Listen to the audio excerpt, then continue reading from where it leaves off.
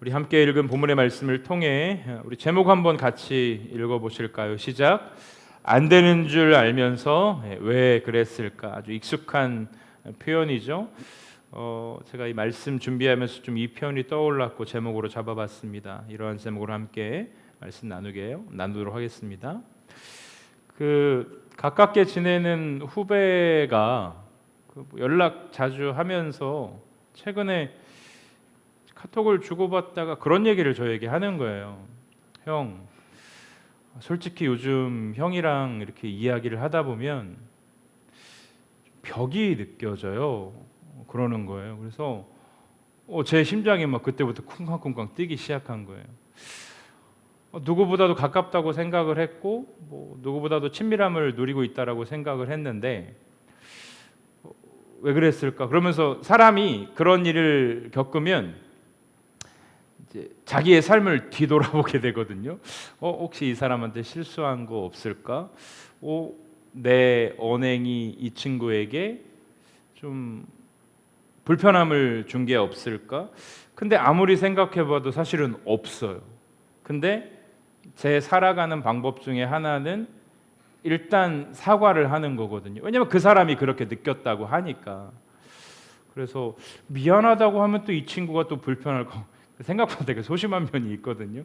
여러 가지 생각을 다 하다가 그래도 일단 사과를 해야겠다. 그러면서 물어는 봐야겠다. 왜 어떤 부분이 그렇게 벽처럼 느껴졌는지. 그래서 이제 먼저 미안하다라고 이제 쓰려고 하는데 이제 그 친구한테 이제 답이 왔는데 저 좋으라고 했겠죠. 이렇게 완벽. 누가 발로 어디 찬 것 같은데.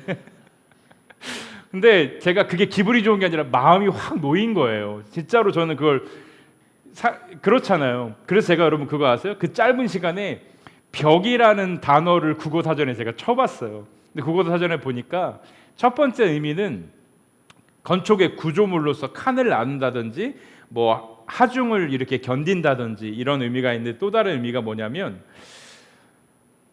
관계나 교류의 단절을 이루는 말. 근데 저는 이게 확 다가왔던 거죠. 왜냐하면 벽이 느껴진다고 하니까.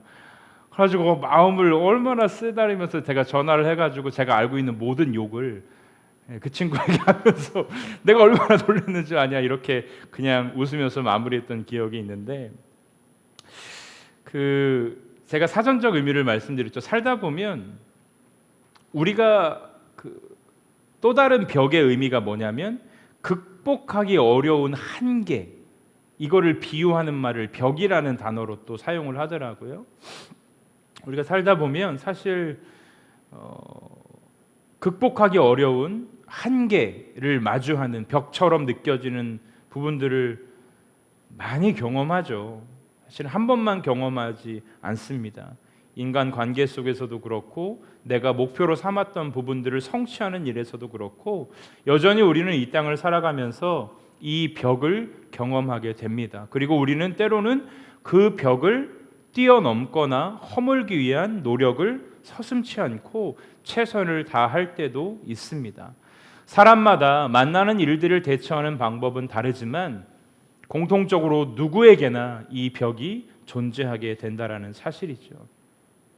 오늘 우리가 함께 읽은 이 본문의 말씀 그리고 굳이 끌어다 쓴다라면 이 스가랴 이전의 학개라는 성경에도 동일하게 성전 재건이라는 벽과 같이 느껴지는 숙제가 이들 앞에 놓여져 있습니다. 사실 이스라엘 백성들은 바벨론의 포로에서 돌아왔지만 지금 성전 재건이 중단된 지 16년이라는 시간이 지금 지난 상태였습니다. 사실 현실적인 어려움도 있었고 사람들은 의욕이 꺾여져 있었고 지도자였던 스룹바벨 역시 지친 상태였습니다. 학개서에 이들의 마음을 지치게 하는 가장 큰 요소 중에 하나가 나오는데 그게 뭐냐면 이전 성전의 영광을 본 사람들이 지금 다시 성전을 재건해야 되는 상황에 놓였어요. 이전 성전은 누구의 성전을 의미할까요? 솔로몬의 성전을 의미합니다. 솔로몬의 그 찬란하고 아름답고 완벽했던 그 성전을 봤던 사람들이 시간이 지나 하나님의 말씀하심 앞에 순종함으로 성전을 재건하려 하는데 여러 가지 여건도 상황도 받쳐주지 않았지만 더 큰 문제 중에 하나가 무엇이냐면 학개서 2장에 보면 이 사람들이 이전 성전의 영광을 보았더라라는 표현이 있습니다. 쉽게 말하면 좋은 걸 경험했던 사람들의 현실에 묻혀서 재건하고자 하는 의지마저도 꺾여져 있는 상황이 지금의 상황이라는 거죠. 가끔 말씀드리지만 이 인간의 한계 중에 하나가 뭐냐면 좋은 걸 경험하면 어떻습니까? 저희도 여행하는 거 참 좋아하는데요. 이제 여행할 때 가장 중요한 것 중에 하나가 어떻게 하면 모든 쿠폰을 끌어써서 저렴하게 숙소를 얻을 수 있을까? 그러다가 한 5년 전이었던 것 같아요. 저희 부모님을 모시고 부산으로 여행을 했습니다. 그때 저희 어머니가 말씀하시더라고요. 10년 만에 부산 가네. 근데 그 10년 전에도 사실 저희랑 가셨던 거였거든요. 그러니까 부모님은 사실은 저희가 함께 모시고 여행을 다니지 않으면 여행하기에 뭐 그렇게 쉽지 않은 그렇게 장거리를, 그래서 그런 생각이 들더라고요. 또 엄마 아빠랑 여행을 부산으로 올 수 있는 시간이 주어질지 안 주어질지 모르니까 그래서 정말 무리를 해가지고 부산 해운대 가면 시그니엘이라는 호텔이 있습니다. 한 50평짜리 이제 큰 평수의 그 숙소를 제가 정말 사랑하는 국민카드 6개월로 잘 끊어가지고 정말로 저희에게는 엄청 큰 금액을 끊고 그 숙소를 마련을 해서 갔는데 70몇 층에서 내려다보는 그 해운대의 아름다운 뷰, 그리고 방이 4개에다가 화장실이 3개에다가 뭐 안마의자, 뭐 진짜로 완벽하게 모든 게 갖춰져 있었던. 근데 문제가 뭔지 아십니까? 그 다음 여행부터 기준이 어디로 되어 있을까요? 내가 머물렀던 좋은 곳에 머무르게 되니까 사실은 그렇게 나쁜 곳이 아닌데도 불구하고 좁게 느껴지고 뭔가 불편하게 느껴지고 이 사람이 가지고 있는 한계라는 것이죠. 여러분, 이 이스라엘 백성들의 지금의 상황은 사실 선지자를 통해 하나님께서 격려하시고 응원하시면서 해봐라 이렇게 격려하시지만 우리가 생각하는 것처럼 쉽게 성전 재건에 임할 마음이 들지 않을 수도 있었다는 것이죠. 특별히 이 당시의 지도자였던 스룹바벨 지도자의 마음이 지쳐 있었기 때문에 성전 재건이 쉽지 않았습니다. 그때 하나님께서 선지자 스가랴를 통해 새로운 꿈, 환상을 보여주시면서 다시금 말씀해 주시죠. 학개서도 그렇고 스가랴서도 그렇고 반복적으로 등장하는 표현이 여호와께서 말씀하여 이르시되라는 표현입니다. 여호와께서 말씀하셨다라는 것은 단순한 소식을 전달하는 의미가 아닙니다. 약속이 동반되어져 있고 그 약속은 반드시 이루어진다라는 확실한 메시지가 선지자를 통해 전달이 되어지는 것이죠. 제가 오늘 이 성경 구절을 통해 제목을 잡아봤는데 그 스가랴가 이 스룹바벨을 향해 전한 그 메시지가 무엇입니까? 사람의 힘으로 되는 게 아니야. 너가 가진 능력으로 되는 것이 아니야. 오직 나의 영으로만 되어지는 이 사실을 철저하게 믿고 신뢰하라. 스가랴 말씀을 보면 1장부터 8장 그리고 9장부터 14장까지 전반부와 후반부가 나눠져 있는데 전반부는 스가랴를 통해 하나님께서 환상을 보여주세요. 앞으로 이제 나눌 건데 8가지 환상을 보여주시거든요. 그 환상마다 하나님이 전하고자 하는 그 메시지가 담겨져 있는 것이죠. 특별히 오늘은 금등대 그리고 감람나무가 이 환상을 통해 그 등장을 하거든요. 순금 등대를 보여주고 또 그 옆에는 감람나무 2그루가 서 있고 기름이 흘러서 등불을 밝히고 있는 모습이 이 성경 본문에 비춰지고 있습니다. 이 등대는 예상하시듯이 하나님의 백성이 세상 속에서 빛을 발하야 하는 이 사명을 의미하는 것이고 감람나무는 끊임없이 공급되어지는 하나님의 은혜를 상징하는 것입니다. 하나님의 일은 인간 스스로 불을 붙이는 것이 아니라 하나님이 공급하시는 성령의 기름으로만, 성령의 기름에 불이 붙여질 때에만 가능하다라는 것을 우리에게 말씀해 주고 있는 것입니다. 우리가 이 땅을 살아가면서 경계해야 되는 것 중에 하나가 무엇이냐면, 물론 신앙도, 신앙의 생활도, 우리의 일상도 우리 스스로 할 수 있는 일들이 무척 많이 있습니다.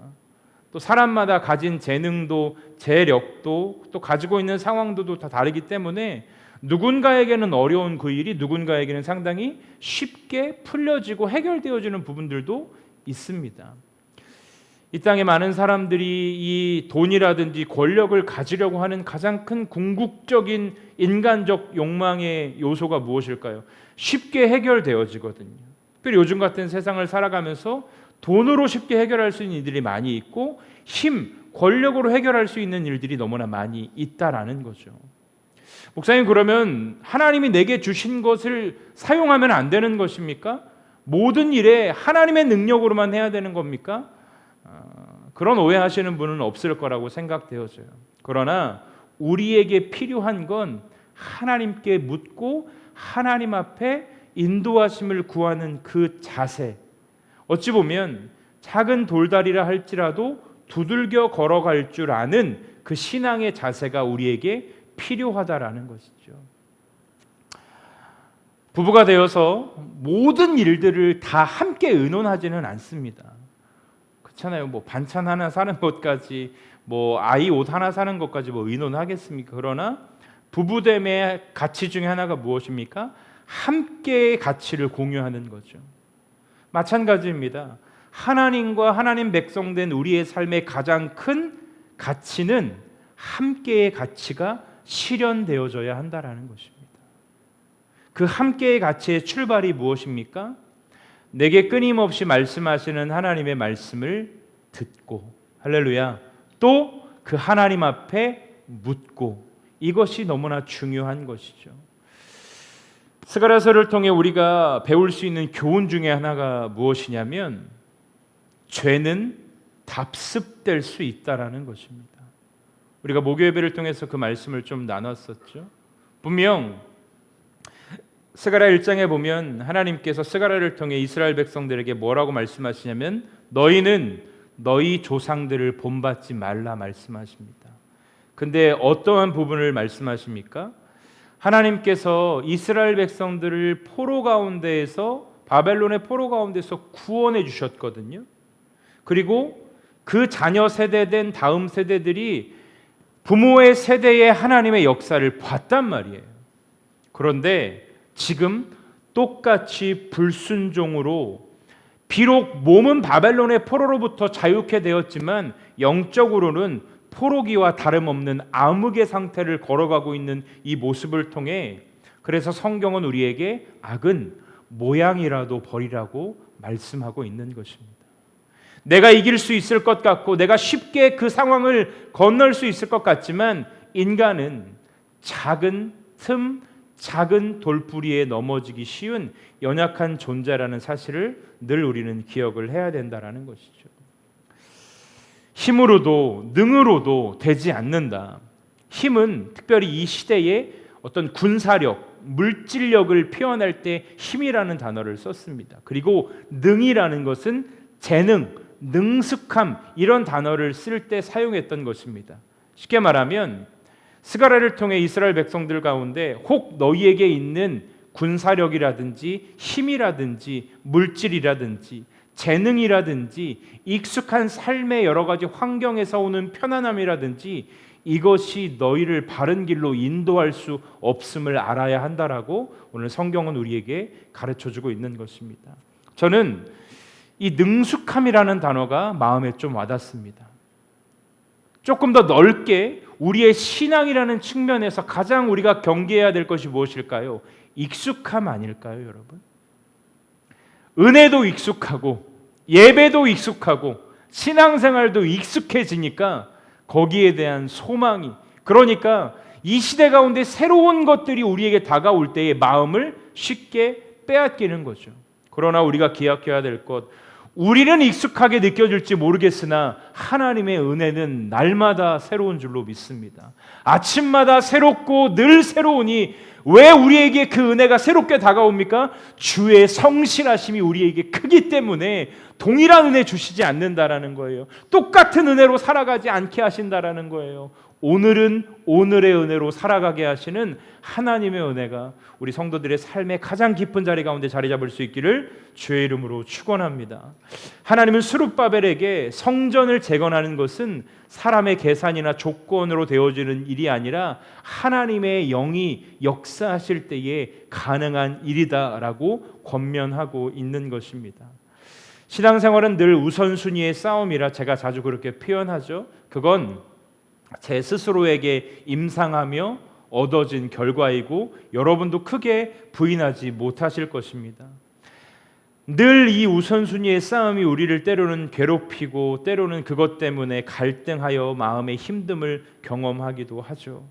그조차도 여러분의 좋은 판단력이나 여러분의 어떠한 성향으로 되어지는 것이 아닙니다. 좀 조금 지난 것 같긴 하지만 MBTI 얘기 우리나라 진짜 많이 얘기하잖아요. 예전에는 혈액형으로 그렇게 얘기를 많이 했고 요즘 MBTI로 얘기를 많이 하고 기질 여러 가지 것들로 사람들을 평가하고 사람들의 이제 성향을 알아가고 하는데 그게 다가 아니거든요, 사실. 일부 가장 왜냐하면 사람은 상황에 따라 다르게 반응하는 동물이기 때문에 신앙생활에 있어서 예수 그리스도가 우리의 구원자이시고 예수 그리스도가 하신 그 말씀이 진리다라는 이 사실 말고는 그 어느 것도 정해진 게 없습니다, 여러분. 그 어느 것도 이것이 정답이다 이야기할 수 있는 것이 없습니다. 이것만 있으면 이것만 되어지면 모든 것이 끝날 것이라고 생각했던 그 모든 것이 지금 영원히 그 자리를 지키고 있지 않습니다. 사람도 마찬가지입니다. 지금 전 세계를 움직이는 힘이라든지 사람이라든지 어떠한 무브먼트가 영원할 것 같아 거기에 사람들이 올인하지만 그렇지 않습니다. 영원한 건 절대 없습니다. 오늘 본문 7절 말씀에 보면 스룹바벨 앞에 스가랴를 통해 하나님이 이렇게 말씀하십니다. 큰 산아 스룹바벨 앞에서 너는 평지가 될지라. 큰 산아 두려움에 떨고 있는 스룹바벨 앞에서 너는 평지가 될지라. 할렐루야. 이 말씀이 저와 여러분의 삶 가운데 믿음으로 받아들여지는 은혜가 있기를 축복합니다. 제가 지겹도록 드리는 말씀이 있죠. 아무 일이 일어나지 않아서 그걸 은혜라고 표현하면 그건 신앙의 오류를 가져온 겁니다. 아무 일도 일어나지 않아서 그게 은혜가 아닙니다. 가장 큰 은혜는 주와 동행하는 것이고 말씀이 믿어지는 것이고 말씀을 따라 살아가고자 하는 그 마음이 내 안에 있고 하나님의 말씀을 이 땅 가운데 이루고자 하는 그 열망이 내 삶을 통해 우리 가정과 우리 교회를 통해 주의 뜻 이루어지기를 원합니다. 소망합니다라는 마음이 사그러지지 않는 그것. 우리가 기독교 이 개신교의 신앙을 우리 스스로 격을 떨어뜨리지 않기 위해서 가장 중요하게 생각해야 될 게 다른 종교와 동일시하게 포커스가 나에게 맞춰지면 안 된다라는 거죠. 나의 안녕을 위해 나의 안위를 위해 우리가 신앙을 가지는 게 아닙니다, 여러분.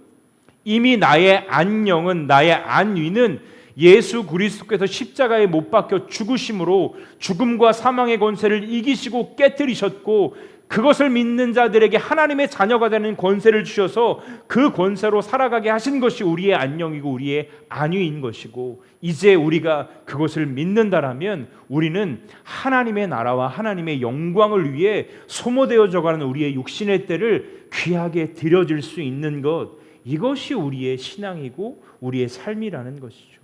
동일한 모습으로 그 삶을 사는 게 아닙니다. 각자의 주어진 삶의 자리를 통해 그 삶을 살아가는 그것이 하나님의 영광이고 하나님의 은혜라는 것입니다. 스룹바벨의 마음 가운데 지도자의 마음이 백성들과 갖는 마음과 또 다를 수 있잖아요.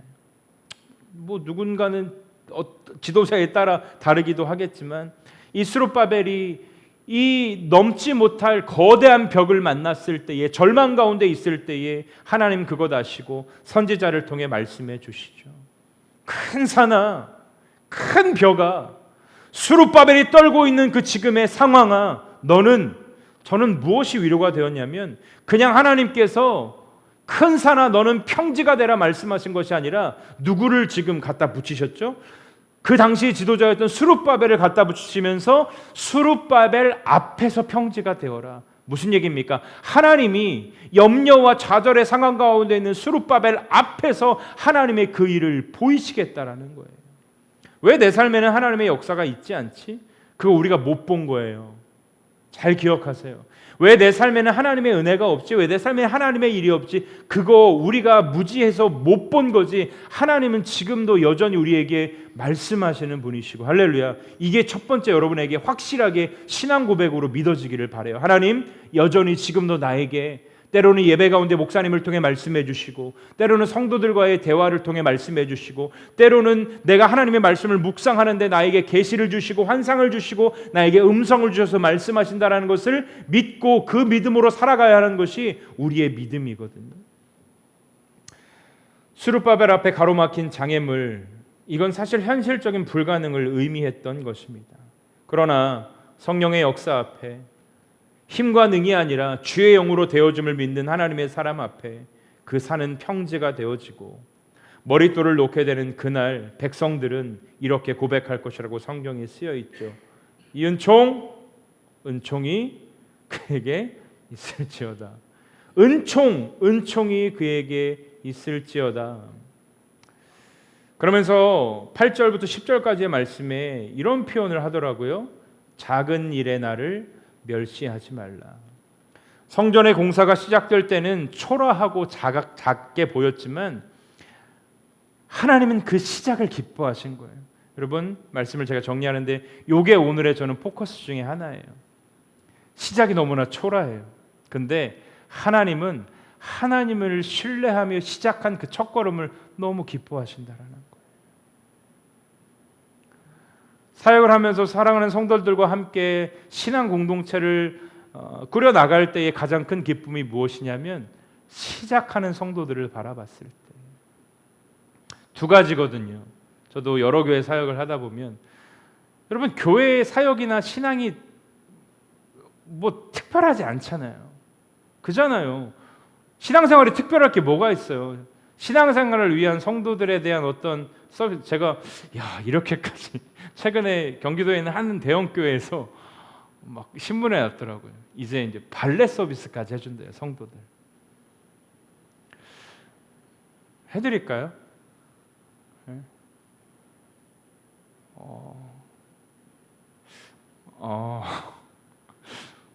좋겠다라는 생각도 들 수 있지만 발레, 내가 발레인가 이렇게 다시 봤는데 발렛이에요.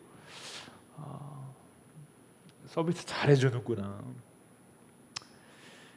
그냥 여러 가지 생각을, 뭐 이거 개인의 판단이고 개인의 뭐 평가니까 뭐 그럴 수도 있지, 이제 이런 생각이 들었는데, 시대가 변해도 신앙의 본질적인 모습이 크게 다르지 않거든요. 근데 목회자가 가장 힘 빠질 때는 그거예요. 크게 결심하고 뭔가를 해보려고 하는데 사실 여러분의 세대만큼은 그런 게 없어요. 이제 권사님들쯤 되면 이제 아예 익숙해질 때 익숙했으니까 안 하세요. 그래서 왜 안 하고 하면 다 해봤다는 거예요. 그 모르겠습니까? 성경 공부 안 해본 사람 어디 있고, 뭐 통독 안 해본 사람 어디 있고, 교회 다니면. 그런데 내가 해봤기 때문에 도전하지 않는 것이 아니라 내가 해봤지만 주실 또 다른 은혜를 기대하며 한 걸음을 내딛는 그것을 하나님이 기뻐하신다라는 거죠. 여러분, 하기 싫었을 것 같아요. 저 같아도 성전 재건하기 싫었을 것 같아요. 예를 들면 그거예요. 우리 교회가 어떻게 하다가 건축을 하게 됐다고 쳐요. 근데 세종에 좋은 교회들 많이 있는데 우리가 건축을 그냥 땅 하나 얻어가지고 우리의 힘으로 초라하게 했다고 쳐봅시다. 그러면 사람들의 이야기가 들려올 거 아니에요. 이런 것 좀 했으면 좋겠는데, 이런 상황이 있으면 좋겠는데, 발레 파킹 할 수 있도록 이렇게 만들면 좋을까? 여러 가지 상황들이 우리에게 들려질 때 하고 싶지 않거든요. 근데 이들이 순종한 이유는 딱 하나입니다. 하나님이 말씀하셨기 때문에. 하나님이 명령하셨기 때문에 명령하신, 여러분, 그래서 학개 선지자를 통해서 학개 2장에 뭐라고 이 성전 재건의 결과를 말씀해 주시냐면 사실은 현실적으로 여기에 쓰이는 목자라든지 기술자 모든 것이 솔로몬의 성전과 비교가 안 되는데, 하나님께서 뭘 약속하셨냐면 이전 성전의 영광보다 지금 너희가 초라함 가운데 지어지는 그 성전의 영광을 더 크게 하리라, 더 아름답게 하리라. 하나님 약속하시고, 사랑하는 동역자 여러분, 순종하시기를 바라요. 저와 여러분의 힘이 능이 아닙니다. 우리 알거든요. 내 힘, 내 의지로 되지 않는 거 알아요. 근데 내 힘이 먼저 앞서요. 내 능이 먼저 앞서요. 그래 놓고 우리의 신앙은 늘 후회해요. 안 되는 줄 알면서 우리는 늘 그 후회를 반복해요. 저는 그게 죄다라고 이야기하고 싶지 않아요. 인간의 연약함이라고 생각. 근데 인간의 연약함이다라고 이야기하고 끝내버리면 그건 죄예요. 그러나 그 연약함을 인정하며 다시금 주 앞에 나아갈 때에 우리는 그것을 은혜라고 부르는 것입니다. 사랑하는 동역자 여러분, 하나님은 미약해 보이나 오늘의 순종을 통해 내일의 영광을 이루시는 분이신 줄로 믿으시기를 바라요. 규모가 아니라 하나님의 영이 함께 하는가. 우리가 찬양했잖아요. 좁은 길을 걸으면서도 기뻐할 수 있는 이유는 주의 영이 우리와 함께 하시기 때문에. 힘이 아니라, 능이 아니라, 재물이 아니라, 군사력이 아니라, 익숙함이 아니라, 재능이 아니라 주의 영으로 모든 일들이 주 안에서 가능해짐을 믿으며 오늘의 순종으로 내일의 하나님의 영광을 이루는 우리 모두가 될 수 있기를 주의 이름으로 축원합니다. 제가 그 말씀 드렸죠. 목요일 날 오신 분들에게만 말씀드렸는데, 지난주 주일 우리가 좀 예배 공간을 보고 이제 제가 월요일 날 좀 계약을 하려고 연락을 했더니 이미 다른 교회가 들어왔더라고요. 이미 다른 교회가 그 옆에 칸까지 같이 쓰겠다. 그러니까 주인 입장에서는 사실 그게 훨씬 더 이득이기 때문에 조금 당황은 했지만, 그래서 바로 제가 아내한테 이야기를 해줬고, 근데 저희 아내도 그랬고 함께 그걸 알고 있던 제 가까운 지인들에게도 얘기했을 때 저도 그 고백이 들었지만, 여러분 사실 저는 이제 월요일 날 주인 만날 생각을 하고 있었단 말이에요. 그렇게 과정이 되어 갔잖아요. 제가 주일 저녁 때 연락을 했군요. 그런데 제 계획대로, 우리의 계획대로 사실은 어찌 보면 이건 하나님께서 우리 공동체를 통해 위에 예비하셨다라고 이야기할 만큼 좋은 조건으로 되어지는 일들이었는데 그게 막히더라고요. 솔직히 제 마음 가운데 드는 감정은 딱 하나였어요. 속상함 이런 거 아니었고요.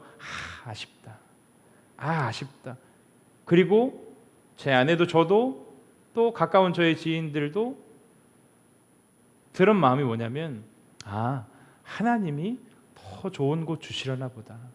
두 번째 제 마음이 뭐냐면, 하나님이 어쩌면 이곳에서 이루고자 하는 하나님의 일이 있을지도 모르겠다. 지금 우리가 사용하고 있는 이 공간을 통해 이곳에서 이루고자 하는 하나님의 뜻이 있을 수도 있겠다라는 생각으로 오히려 마음이 평안해지고, 오히려 제가 더욱더 기도해야 될 기도의 제목들이 좀 모아지는, 사람은 되어지는 일들을 통해 여러 가지 감정과 상황으로 인하여서 마음이 힘들어지기도 하지만 우리의 믿음의 주체이신 하나님께서 우리에게 가장 좋은 것을 주시는 분이라는 믿음을 가지고 살아가다 보면 절망의 요소가 기도의 제목으로 바뀌어지는 줄로 믿습니다. 좌절의 요소가 하나님께 더 한 걸음 나아가야 될 방법, 도구가 되어짐을 믿으시면서 안 되는 일에 마음 빼앗기지 마시고 주의 영이 함께함을 통해 우리 인생 가운데 풀어가시는 하나님의 귀한 일들을 함께 보는 우리 모두 되기를 주님의 이름으로 축원합니다. 우리 함께 찬양하고 오늘 기도하는 시간 가질 텐데요. 우리 주 말씀 향하여 우리 이 찬양 같이 고백하고 기도하는 시간 갖도록 하겠습니다. 하늘에 나는 새도 주 손길이 돌보시고 온 땅에 충만한 주님의 사랑으로 우리 마음을 덮어주시는 주님. 후렴 가사에 그런 고백이 있죠. 주 말씀 향해 달려갑니다. 힘도 아닌 능도 아닌 오직 성령으로 주 얼굴 향해 달려갑니다. 주님 영광 안에 살게 해주십시오. 우리 함께 이 고백 부르고 오늘 하나님 앞에 우리의 신앙과 삶을 드리며 기도하는 시간 갖겠습니다.